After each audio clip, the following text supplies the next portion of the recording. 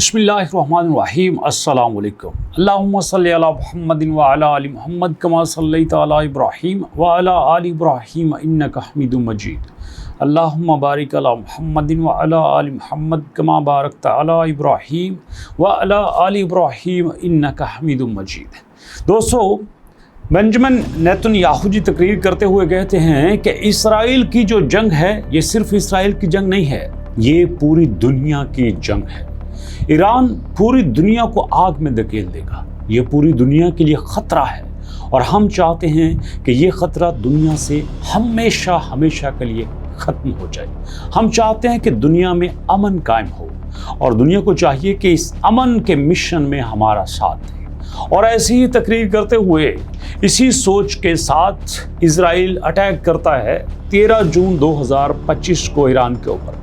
Start में उनका मकसद ये होता है कि हम इनके जो मिलिट्री इंस्टॉलेशंस हैं, जो न्यूक्लियर फैसिलिटीज़ हैं, जो इनके टॉप के जनरल्स हैं, उनको निशाना कर बना देंगे तो ईरान की कमर टूट जाएगी। और इजराइल के पहले अटैक में देखा गया कि वाकई ईरान अपना दफा करने में मुकम्मल तौर पर नाकाम रहा है। और दूसरी बात, जहाँ तक जनरल्स के ख़त्म होने की बात है, वाकई वहाँ पे जनरल जिस बिल्डिंग में थे, जिस फ्लोर पे थे, जिस रूम में थे, सीधा वहाँ पे अटैक हुआ और ऐसा लगता था कि जैसे किसी ने सामने खड़े होकर अटैक किया हो। मतलब ईरान के अंदर कुछ ऐसे लोग मौजूद हैं जिनकी अप्रोच टॉप ऑफिशियल्स तक है और वो जानते हैं कि उनकी कंप्लीट मूवमेंट क्या होती है, कब होती है, कैसे होती है। बिल्कुल इसी तरह से जब सारे जनरल एक ही जगह पे थे तो जनाब अली अटैक करके सबको ख़त्म करवा दिया गया। लगता तो यही था कि अब ईरान की कमर टूट जाएगी, ईरान पिस्पा हो जाएगा, माफ़ी मांग लेगा, लेकिन ईरान ने एक ऐसा शानदार अटैक किया कि इजराइल की सोच से भी बाहर था। ये जंग शायद रुक जाती, लेकिन उसके बाद इजराइल फिर कहता है कि हम ईरान के एक एक शहर को निशाना बनाएंगे। ईरान के एक एक शहरी को पता चलेगा कि खौफ क्या होता है। फिर इसी शौक में दोबारा से अटैक किया गया, लेकिन सूरत हाल तो तब बदली जब ईरान ने बैलिस्टिक मिसाइल्स और अल-फतह से इजराइल के ऊपर अटैक करना शुरू कर दिया। तल अवीव हो या उसकी हाइफा नामी बंदरगाह हो, हर जगह पे अटैक होना शुरू हो गए और तब जाके इजराइल की आवाम शदीद खौफ का शिकार हो गई। जी हाँ दोस्तों, आप जानते हैं कि अगर दोनों तरफ की तारीख को पढ़ा जाए तो ईरान की तारीख हमेशा से सुपीरियरिटी की तारीख है। माजी में भी ईरान दुनिया की बड़ी सल्तनतों में रहा है और इजराइल को हमेशा चोरी की रियासत कहा गया है।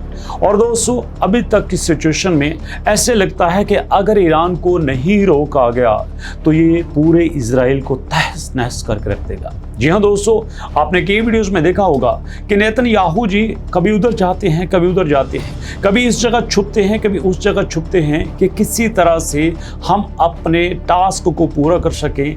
लेकिन हैरत तब होती है कि जब समझ नहीं आती कि कौन ईरान को सपोर्ट कर रहा है। इसराइल भी ये कहने पे मजबूर होता है कि हमें क्यों लगता है कि कोई थर्ड कंट्री ईरान के साथ खड़ा है, जबकि दूसरे दिन की जंग में इस वक्त यूरोपीय यूनियन और अमेरिका खुल के इजराइल के सामने आ रहा है। एक वक्त था कि 30 मई को अमेरिका और यूरोपियन ने कहा कि हम इजराइल को खुली छुट्टी नहीं दे सकते, हम उसको फ्री हैंड नहीं देंगे।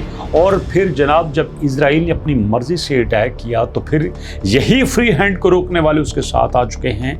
लेकिन दोस्तों, अब असल बात खतरे की शुरू होती है। अब चाइना और रूस इजराइल को ख़त्म करने के लिए ईरान के पीछे आ रहे हैं। रूस को अच्छे से पता है कि मेरे से यूक्रेन कभी नहीं लड़ सकता जब तक इसके पीछे अमेरिका नहीं होता। और अब चाइना को भी पता है कि अगर उसने सुपर पावर के ख्वाब को पूरा करना है तो उसने हर जगह पे अमेरिका के मफादात को टक्कर देनी हो। जी हाँ दोस्तों, ये तीसरे दिन तक अगर ईरान यहाँ पे खड़ा है तो सीधी सी बात है कि चाइना भरपूर तरीके से सपोर्ट कर रहा है हर तरह से। जी हाँ दोस्तों, मैं कुछ लफ्ज़ यहाँ पे शॉर्ट कर रहा हूँ, बाकी आप खुद समझ लेना।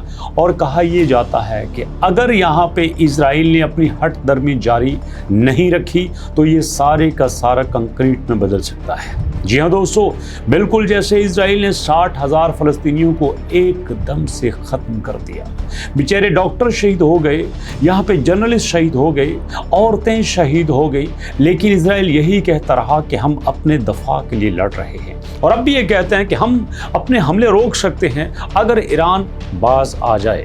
دوستو یہ نہیں ہو سکتا، کیونکہ ایران کی تاریخ ہمیشہ سے جنگجوؤں کی تاریخ ہے۔ ابھی بہت کچھ بدلنے والا ہے، بہت بڑی اپڈیٹس آنے والی ہیں۔ یہ میں نے مختصر سی شارٹ سی اپڈیٹ آپ کے لیے رکھی تھی۔ کیسی لگی ویڈیو اپنے فیڈ بیک ضرور دیجیے گا، اور انشاءاللہ بہت جلدی نئی اپڈیٹ کے لیے حاضر ہوں گا۔ ملاقات ہوتی ہے نیکسٹ ویڈیو میں، تب تک کے لیے اللہ کی امان۔